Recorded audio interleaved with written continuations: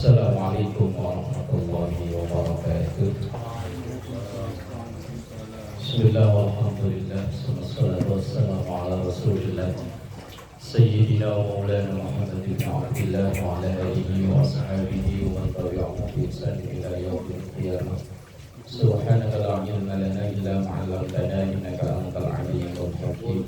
Rabbi shrah li sadri wa yassir li amri wa hlul 'uqdatam min lisani yafqahu qawli waj'al li waziran min ahli amma ba'du. Ila hadratin Nabi Mustafa Muhammadin sallallahu alaihi wasallam wa ala alihi wa ashabihi wa zurriyyatihi wa dhurriyyatihi wa ahlihi wa jami'i ummatihi wal muslimin wal muslimat wal mu'minina wal mu'minat ayyuhal makan.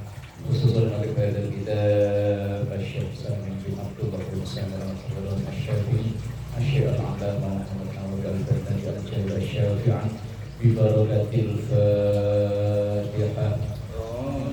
A'udzu billahi minasy syaithanir rajim. Bismillahirrahmanirrahim. Alhamdulillahi rabbil alamin arrahmanir rahim maliki yaumiddin.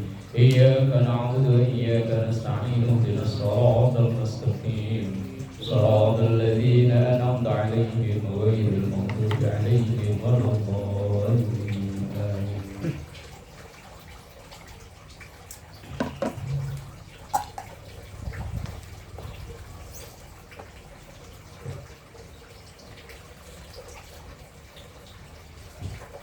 Sampai khotimatul ya. Bismillahirrahmanirrahim. Qala Syekhul Mu'allif rahimahullahu ta'ala wa nafa'ana bihi wa bi 'ulumihi fid dharain amin. Khotimatun, penutup. Aqda'us sujudi. Ini penutup dari bab masalah sujud. Aqda'us sujudi, beberapa anggota sujud. Anggota badan yang digunakan untuk sujud atau yang nempel ke masjid, ke tempat sujud. Sab'atun, itu ada 7. Al-awwalu, yang pertama, al-jabhatu, batuk, jidat, kening. Wahadduha, dan batasan jidat itu tulan panjangnya. Yang dinamakan jidat itu loh yang mana, batuk, kening itu yang mana. Tulan dari sisi panjangnya ma bainas sadhaini, yaitu antara dua pelipis. Ini kan pelipis ya. Ini sama sini. Berarti tengah ini dari sini ke sini. Ini namanya jabhah. Ini yang wajib nempel ketika sujud. Wa ardon, dan lebarnya ma baina manabiti sya'rir ra'si, antara tempat tumbuhnya rambut. Nah, kalau kayak profesor gitu gimana? Yang rambutnya sampai ke belakang sini? Abuyung. Apakah ketika sujud boleh langsung nungcep begini?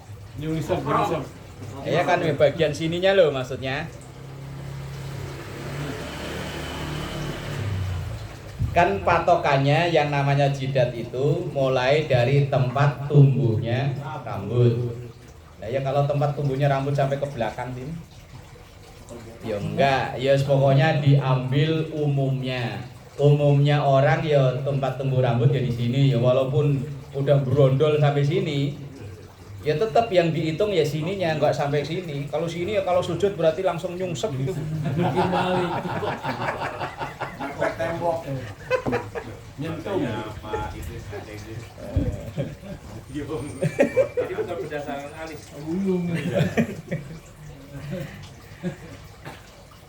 Batasan au atas itu tempat tumbuhnya rambut. Ketika wudhu ya sama. Batasan yang wajib dibasuh kena air itu tempat tumbuhnya rambut secara normal. Umumnya orang, normalnya orang. Ya kalau yang sampai ke belakang ini kan berarti kan yo enggak normal ya. Lah iya kan umumnya orang kan ya segini umumnya. Lah kalau kayak wong Fehung nih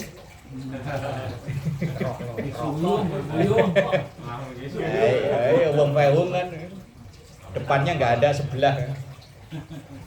Kalau seandainya dia muslim ya tetap wudunya ya umumnya orang itu. Kemudian ma baina manabati sya'rir wal hajibaini, dan dua alis. Jadi ini ya. Ini ukuran bawah, ukuran atas itu tempat tumbuhnya rambut, samping itu adalah ini, apa ini? Kenik ini loh, yang samping ini loh, pelipis. Lah tengah ini yang disebut dengan jabah. Lah jabah ini yang wajib nempel ke tempat sujud. Wa kharaja bil jabhati, dan dikecualikan jabah itu al jabin. Jabin itu kalau ini kan pelipis, ini jabah, ini yang pas ini loh. Jabin itu ini nih. Di atas mata. Iya, pokoknya ini ke atas. Ini namanya jabin. Lah jabin wa huwa janibul jabah, yaitu pinggir sisinya kening. Minal jihataini, dari dua arah. Berarti ini nih, sebelah sini nih. Kalau yang ke samping ini kan namanya pelipis ya. Samping gini loh, ini kan pelipis. Kalau tengah ini namanya jabah, jidat. Lah kalau ini namanya itu tadi itu yang jabah itu tadi. Apa namanya sini ya? Pas ini loh. Kan kayak genjol ini loh, genjol. Nah. Lah iya. Fala yakfi wad'uhu wahdah. Maka kalau yang ditempelkan cuman ini berarti kan miring kan, sujudnya miring begini nih. Sambil ngintip orang kali ini. Fala yakfi wad'uhu wahdah, maka sujud itu tidak dihitung sujud, alias tidak sah wujudnya kalau yang ditempelkan bagian pinggir. Lakin akan tetapi yusannu wad'uhu ma'al jabah. Lakin akan tetapi yusannu, hukumnya sunnah, wad'uhu, meletakkan pinggirnya jidat itu ma'al jabah, bersama dengan jidatnya. Berarti kalau sujud agak kalau orang Jawa dipetek. Dipetek itu Indonesianya apa? Diteken. Biar ininya juga sampai nempel ke masjid. Bukan hanya ininya tok. Kalau sujudnya dibantal, mau nempel semua malah ambles ya. Boleh. Ada yang pernah nanya, Pak, katanya kalau sajadahnya empuk nggak boleh. Kalau dulu nggak ada, kalau sekarang ada ya boleh. Lah ya wong sholat di atas spring bed aja boleh kok. Yang penting spring bednya suci. Lah kalau spring bednya habis diompoli yo. Tapi kalau ompolnya eman mah nggak apa-apa man, suci itu man. Bersih. Suci bukan bersih. Ompol yang itu mah suci man. Cuma blepetan. Man. Ada lemnya. Kalau itu kan hukumnya suci. Lah, nomor satu yang termasuk anggota sujud itu adalah ini pas jabah itu pas tengah. Kalau ini kanan kiri namanya jabin. Lah ini ketika sujud jabah yang wajib nempel kan yang tengah ini. Lah kanan kiri ini sunahnya ya ikut nempel. Berarti kan sujudnya agak ditekan. Tapi kalau karpetnya empuk, insya Allah nggak irem. Tapi kalau karpetnya yang zaman dulu yang polos, hijau atau merah itu, wah cepet itu irengnya itu. Pokoknya kalau apalagi yang kulit mode sensitif kayak saya begini, nggak nyampe 2 minggu dijamin ireng nih. Ada yang sampai kayak balak 6 gitu ya. Yang biasa main gaple ya man, balak 6 apa balak berapa? Enggak main gaple. Iya sekarang, nggak tahu kalau ntar. Suara. Lah iya sekarang Pak Idris yo. Iya nggak tahu kalau ntar ya nggak tahu. Saya aja kalah.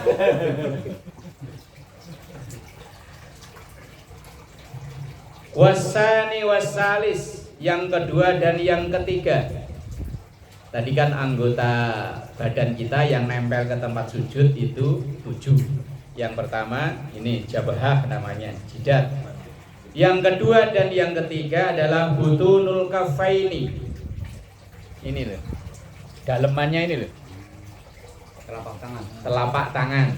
Butunul kafaini yaitu dua telapak tangan yang kanan maupun yang kiri. Wal kafu dan yang disebut dengan telapak tangan itu ma yang budu masuhul wudu, apa yang bisa menyebabkan batalnya wudu ketika menyentuh dengan ini. Nyentuh senjata pistol, nyentuhnya dengan ini, dengan telapak tangan ini nggak batal. Tapi kalau nyentuhnya diginiin kan nggak batal itu. Umpama gatal diginiin.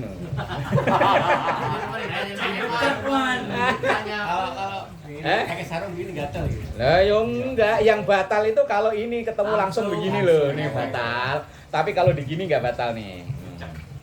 Kalau tempelengin. Tempelengin Kang, asal nempelengnya pakai ini. Kalau nyempel pakai ini batal. Setir bang, nakal gitu.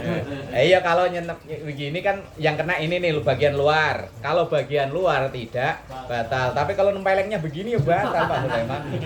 Nakal nih. Giliran tadi nggak bangun, giliran orangnya udah pergi malah bangun.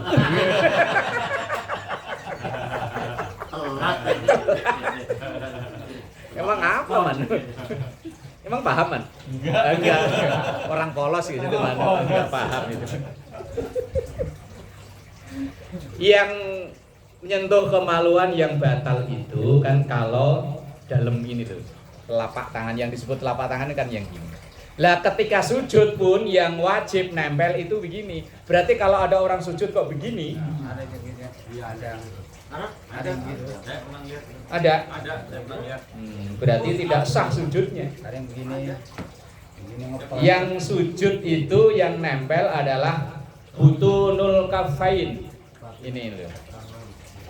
Bagian dalam dari telapak tangan. Nah kalau begini berarti yang nempel kan ini. Kalau dia begini kan gini. Nah kalau begini nanti ada di belakang. Oh ada.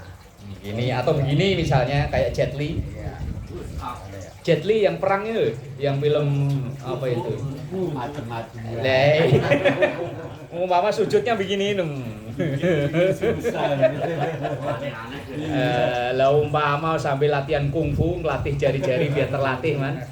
Biar kalau diangkut itu langsung set. Nyopet.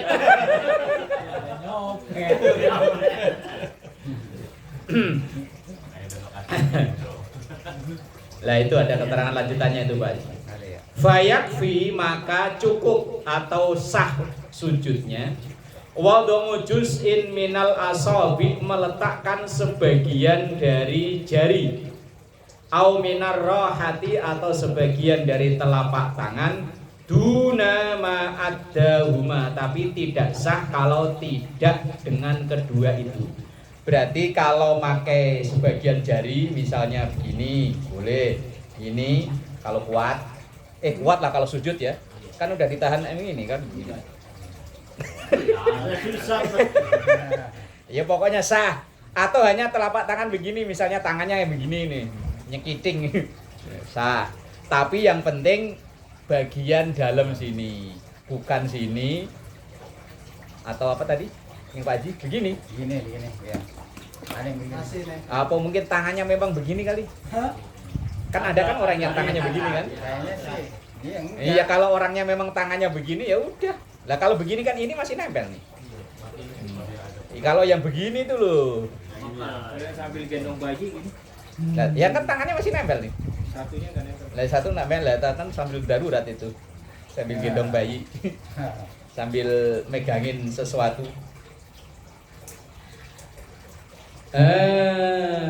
Mana tadi? Jadi sujud yang sah itu dengan bagian dalam yang disebut dengan telapak tangan ini, yang kalau untuk nyentuh kemaluan membuat batal wudunya. Wa rabi'u wal khamisu, yang keempat dan yang kelima. Ar-rukbatani, dua lutut. Wahia bidomir ra, yaitu dengan membaca domahnya huruf ra, rukbatani. Wa sukunil kafi, dan sukunnya huruf kaf.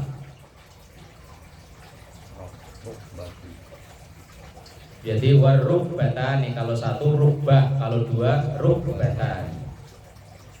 Wa hiya mifsalu ma baina atrafil fakhri, yaitu pemisah antara pangkal paha wa aalis saqi dan ujung betis. Ini loh pas dengkul. Kalau orang kampung saya nyebutnya gandu. Gandu itu kan kalau yang diputer-puter bisa goyang-goyang itu. Apa kalau orang Sunda bahasa? Tempurung. Iya, kalau orang saya kampung saya ini. Ini kalau dilurusin begini kan bisa digoyang-goyang kan ya. Nah, ini yang dengkul, sebut dengkul yang ini nih. Oh, kalau bahasa lainnya ya mbuh ngono lah. Tempurung ya. Tempurung kaki gitu ya.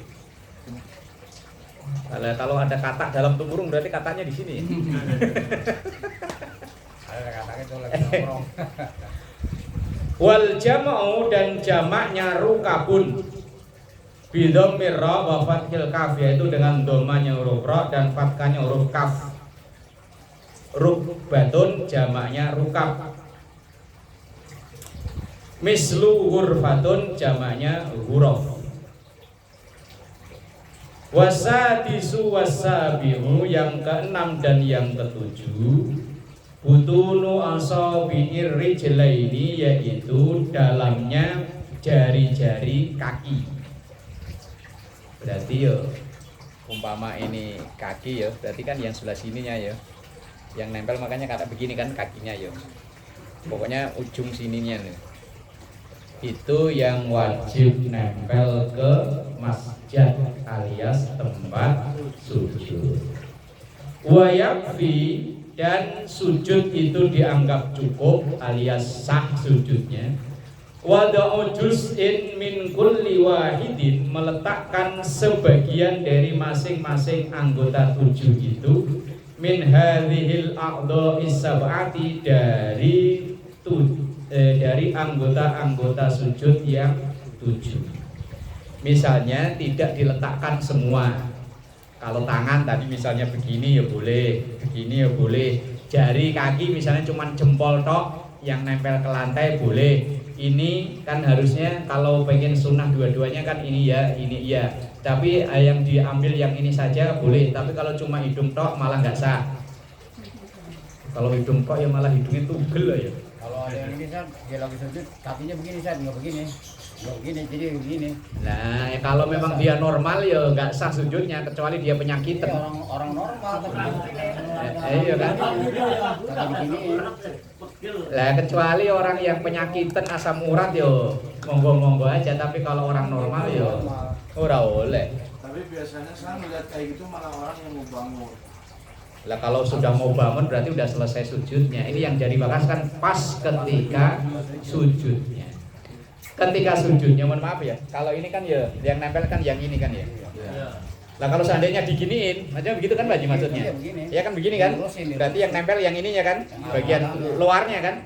Lah kalau bagi orang yang masih sehat normal ya tidak sempurna sujudnya. Kalau tidak sempurna sujudnya ya bisa tidak sah salatnya. Umumnya kalau kita sujud kan memang begini kan? Ini kaki kan begini. Berarti yang nempel kan ini. Kalau seandainya hanya sebagian-sebagian saja, jidat hanya pas tengah. Terus ini mohon dua umpama begini biar jarinya terlatih tadi itu dengkul. Kalau cuma hanya sebagian-sebagian saja maka sudah mencukupi alias sujudnya sudah sah. Kalau ada yang ini saat dia sujud begini sambil begini San. Gini. Nah, sama sikut-sikutnya ikut sujud kayak jerum gitu kan. Saya sering juga ngeliat begitu. Kalau itu bocah ya nggak apa-apa. Lah orang tua ya. Katanya dia gitu. Lah iya. Lah sujudnya kayak sapi jerum kan. Nah, iya kalau orang kamu saya sapi jerum. Kok yang perhatiin nih. Beneran di samping kita lah. Ini capek, apa kena capek? Capek kali gaji. Iya, apa kena capek? Yo melebihi batas. Kan yang wajib nempel kan cuma ini telapak tangan, lutut sama ujung jari. Cuman sering sih memang saya lihat kalau sujud ininya sama sikut-sikutnya nempel ke ini. Lah kemarin itu waktu bahas yang nomor 7 itu. Yang nomor 7 itu kan sujud itu harus meletakkan bagian anggota tubuh yang atas ini ke posisi paling bawah, sementara pantat diangkat ke atas, sementara tangan yang nempel cuma telapak tangan. Lah kalau sampai begini kayak sapi jeruk. Saya pikir ini kecapean kali ini begini. Kayak kelinci kan begitu ya? Kelinci. Guguk.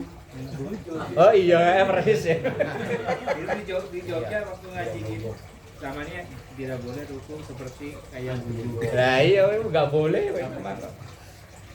Ketika apalagi laki-laki, kalau laki-laki tuh biar nampak gagahnya, ini jangan nempel ke sini, jangan sujud begini. Tapi kalau perempuan, kalau dalam kita ngaji kitab Fathul Qorib kan ada. Kalau perempuan itu ketika rukuk dan sujud ini ditempelkan ke badan. Tapi kalau laki-laki agak misah biar kelihatan laki-lakinya gagah gitu. Tapi jangan begini, tampol sama orang sebelahnya. Emang begitu dulu. Pas sujud begini tangannya. Oh, terus? Ini orang ini kita dengkul ini.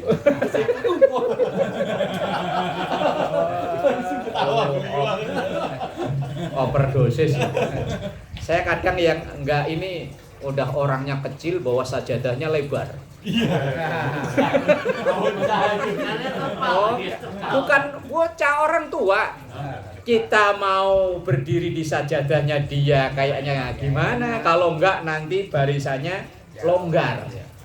Kalau dia orangnya lebar, pakai sajadah lebar pantas. Ini kadang orangnya kecil, pakai sajadahnya lebar. Jadi kayak Aladin naik. Minyak sejadahnya enak. Aneh-aneh aja emang warga Muslim plus 62. Sudah berlebihan. Suka aneh-aneh. Walau min usbu'in fakot, walaupun hanya semisal dengan jari saja. Tadi begini ya. Walau min yadin au rijlin, walaupun itu dengan jari tangan maupun jari kaki. Naam yo. Al iktisaru ringkes kayak begitu itu. Maksudnya hanya begini. Terus yang kaki hanya ujung jempol kaki doang. Pokoknya yang ngirit-ngirit lah. Ala wada'il ba'di minal a'dha'is sab'ati, meletakkan hanya sebagian saja, tidak semua 7 anggota itu makruhun, maka itu hukumnya makruh. Atau ya ono ya sujud enak blek gini enggak lah. Tapi kalau gini memang ada ya, ada.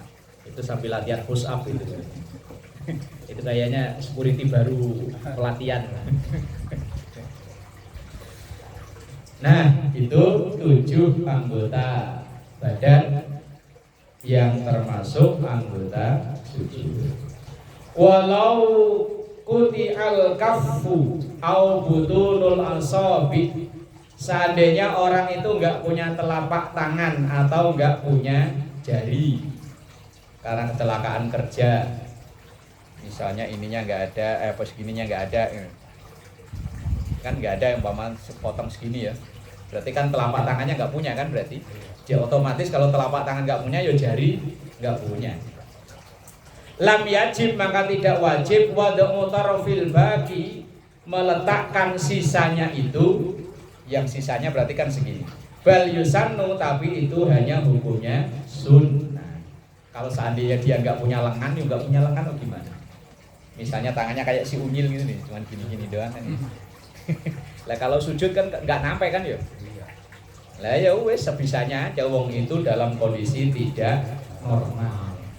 Walau khuliqa bila kafin, dan seandainya ada orang terlahir tanpa telapak tangan, au bila asabi atau tanpa jari-jari. Qudira lahu qadruha, maka sujudnya ya yang diletakkan seadanya. Wis yang ada itu, misalnya tangannya cuma kecil, kayak itu yang tukang parkir yang di pojokan Islamik itu kan mohon maaf ya, yang yang pakai sepeda dilobangin itu loh Pak Mandor ya. Nah itu kan tangannya kan persis kayak si unyil, Kakinya juga sama. kakinya nggak berarti deh kakinya. Om dulu kalau markirin itu apa itu sempriwitannya itu pas mau ngambil kok, ya Allah tangannya, ya persis kayak si unyil gini loh. Ya ketika misalnya dia sholat ya sujud sebisanya semampunya, wong memang terlahir seperti itu. Wa wajib alaihi waluhu, dan wajib meletakkan seadanya itu. Wa yusannu, dan sunnah kashful kaffaini, sunnah hukumnya telapak tangan terbuka. Seandainya musim dingin, tapi kalau sedingin-dinginnya di sini sih enggak ya. Nah ya masih bisa, umpama ntar man dapat proyek di kutub utara sono man, bikin rumah beruang. Lah umpama bikin rumah di suku Eskimo apa itu loh, dan dingin banget, silakan pakai kaos tangan, tapi sunnahnya terbuka. Fi haqqil zakari wa ghairihi, baik itu untuk laki-laki maupun perempuan. Jadi sunnahnya kalau telapak tangan ini langsung nempel. Kalau jidat wajib. Wajib itu berarti nggak boleh ada yang halang-halangi. Tapi kalau telapak tangan ini nempel. Kalau pakai masker gimana? Jidatnya makin nempel. Masker cuma di dua doang. Berarti nggak apa-apa. Jidatnya nempel, ya kan pakai masker kan cuma hidung sama mulut ya. Ininya nempel. Waktu masa musim Covid kan, bahkan malah ada razia yang nggak pakai masker nggak boleh masuk ke masjid. Dulu di Bekasi kok ya. Ada di Harapan Indah ya, yang sempat rame itu dulu. Yang nggak pakai masker nggak boleh masuk. Kalau masker yang tertutup kan hidung, sementara ini tidak, kecuali kalau maskernya taruh di sini, nah bermasalah alias batal sujud. Pakai koyo. Lah kalau obat kan tempo hari udah dibahas ya. Perban. Misalnya pokoknya ya koyo dan sejenisnya itulah. Lah kalau perban karena itu alasan obat, ya wis apa-apa. Wa butunir rijlaini, dan telapak kaki fi haqqil zakari wal amati, sunnah terbuka telapak kaki, berarti tidak pakai kaos kaki. Tapi seandainya pakai kaos kaki, ya sah, rapopo. Jangankan pakai kaos kaki, pakai sepatu sah-sah asal sepatunya suci. Ya sepatu baru ya. Nah iya, misalnya daripada ntar hilang, wah ya paling digeruduk orang ke masjid lah ya. Lah yang lain sepatunya dilepas, ini sepatunya dibawa masuk.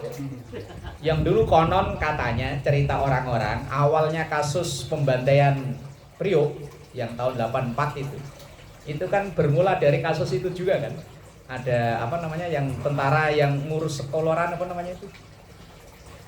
Kan ada tentara yang jaga satu kelurahan apa namanya? Apa sih? Babinsa. Babinsa yang konon katanya Babinsa itu nyari orang masuk ke masjid tanpa ngelepas sepatu. Lah kemudian diteriakin sama kemudian diituin warga apa gimana? Konon katanya yang tahun 84 atau tahun berapa yang kasus pembunuhan Priok itu. Yang Amir Biki dan teman-temannya. Lah seandainya orang sholat pakai sepatu sah. Bahkan beberapa kali ketika musim Covid mau sholatin jenazah, jenazahnya itu kan nggak boleh turun dari ambulan. Akhirnya kita nyolatin ya di jalanan. 2 kali beberapa kali saya nyolatin di jalanan. Lah ketika nyolatin seperti itu, kita pakai sendal, pakai sepatu, jangan dipakai, dilepas kemudian kita injek atasnya. Karena kalau dipakai itu statusnya seperti pakaian. Kalau seandainya di bawah ada najis maka sholatnya tidak sah. Tapi kalau kita lepas kemudian kita injek, itu statusnya kayak begini nih. Lah ini yang penting atas kan suci. Masalah di bawah ini ada tai kucing, enggak masalah. Wong kita juga nggak tahu keramik itu yang sebelum dipasang keramik di bawahnya umpamanya tukang ngaduk pasirnya itu ada apa ya dicuci dulu lah ya enggak kan? Langsung pokoknya malah lumayan tambah lem. Yang penting atasnya itu suci, masalah bawahnya ini ada najis enggak masalah. Ya sama kayak ketika nyolatin jenazah waktu musim Covid. Seandainya jenazahnya itu nggak boleh dikeluarkan dari mobil ambulan, kan kita nyolatinnya di jalanan kan, atau di lapangan. Lah ketika nyolatin seperti itu, sholat jenazah itu kan salatnya sama kayak sholat biasa, harus suci pakaian, suci badan, suci tempat. Nah itu sendal atau sepatu kita lepas, kemudian kita nginjek di atasnya. Yang penting bagian atasnya itu suci. Masalah bagian bawah, nah tadi habis nginjek tai kebo, tadi orangnya nggak apa-apa. Enggak masalah.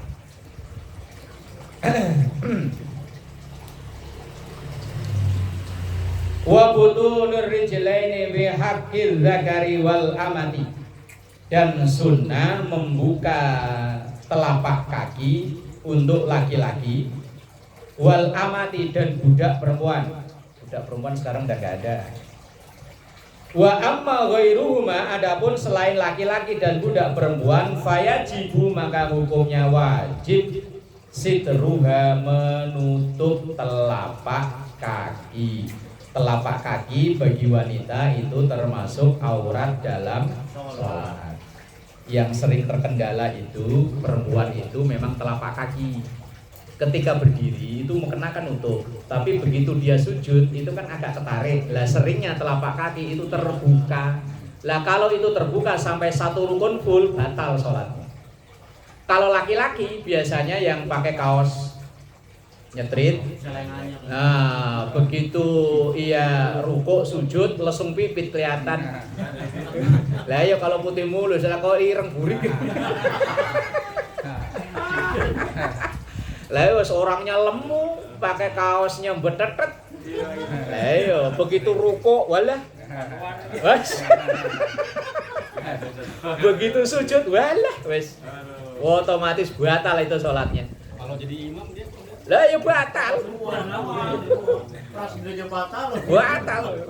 Kalau makmum sih enggak batal, imamnya yang batal. Makanya saya pernah ngelihat itu di masjid Telkom Jakarta Utara nih, samping wali kota itu di gantungan lemari sebelah mukena, sebelah itu rompi. Pikir saya kok rompi banyak banget, ini buat apa ya? Kalau tim SAR mah pantas ya pakai rompi ini. Akhirnya saya tanya ke pengurus, Pak itu maksudnya rompi buat apaan? Oh ini Pak Ustadz nyediain kalau ada orang yang sholat tapi pakai kaos yang tadi itu, yang ngepres, yang nyetrit, biar pakai rompi itu ketika rukuk dan sujud ini lesung pipit belakangnya itu aman. Kalau laki biasanya kan di sini. Lah kalau perempuan telapak kaki. Lah sitrul aurat, terbukanya aurat itu termasuk membatalkan sholat. Lah makanya kalau laki-laki ketika sujud telapak kakinya itu sunnahnya terbuka. Tapi seandainya pakai kaos kaki karena entah dingin atau karena alasan lain, sah sholatnya. Wong hanya sunnah. Tapi kalau perempuan wajibnya justru malah ditutup. Maka perempuan yang bepergian kok dia pakai kaos kaki ketika sholat itu jauh lebih aman. Kan ketika sujud, ketika apa kan tetap tertutup kan? Habis ya. Habis kayaknya baterainya. Ya nggak yang ini loh. Kelip-kelip kok. Udah biarin, tinggal dikit ini.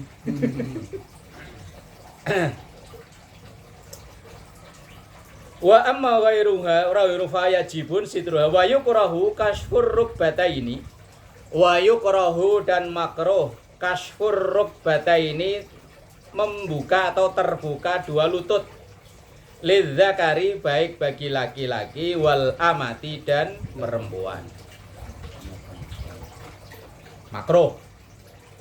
Misalnya sarungnya agak diangkat, kemudian sampai ininya nempel langsung ke tempat sujud, itu kan namanya tidak terbuka aurat karena ini nempel di sini. Tapi itu dihukumi makruh.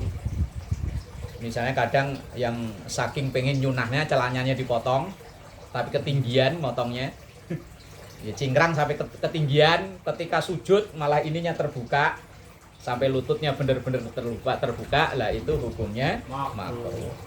Nah ini kemarin ada yang nanya tuh, dengkul dulu apa telapak tangan dulu ketika sujud. Kemarin Pak Parti apa siapa yang nanya ya? Nah itu jawabannya di situ ada itu. Wa yusannu dan sunnah at-tartibu urut fil wad'i dalam meletakkan atau dalam ketika sujud itu. Bi ayyadu ar-rukbataini dengan meletakkan dua lutut awalan lebih dulu. Berarti lutut dulu. Summal kafaini kemudian telapak tangan. Summal jabahah wal anfama'an kemudian setelah itu jidat dan hidung bareng. Berarti lutut dulu, kemudian telapak tangan, kemudian ini sama ini bareng. Fawada'ul anfi sementara meletakkan hidung ma'aha bareng dengan jidat itu sunnatun muta'akkidatun, sunnah yang sangat dianjurkan. Wala yakfi dan tidak cukup atau tidak sah sujudnya wad'uhu meletakkan hidung wahdah, hanya hidung saja tanpa jidat. Wih malah rekoso ya. Apalagi yang hidungnya desainnya panjang ya. Walah malah bisa patah. Untung kita didesain pesek ya.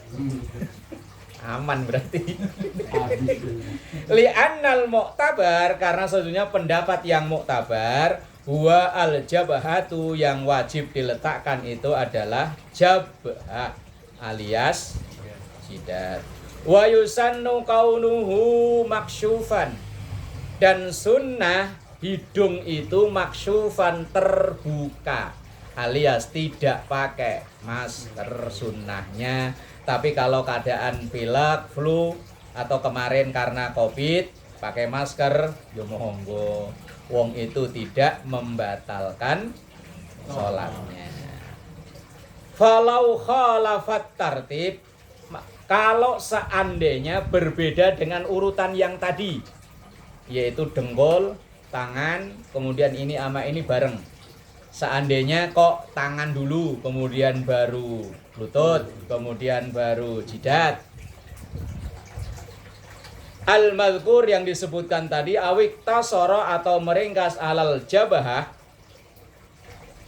kuriha maka hukumnya makruh mura'atan karena ini menjaga lil qauli dari pendapat yang muktabar itu tadi.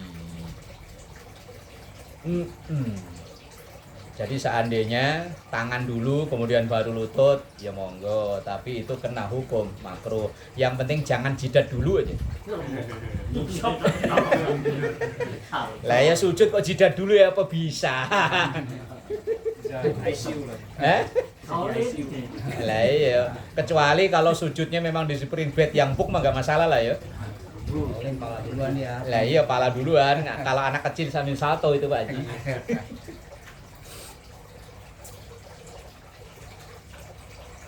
Mura'atan lil qauli bi wujubi wada'il anfi dengan wajibnya meletakkan hidung.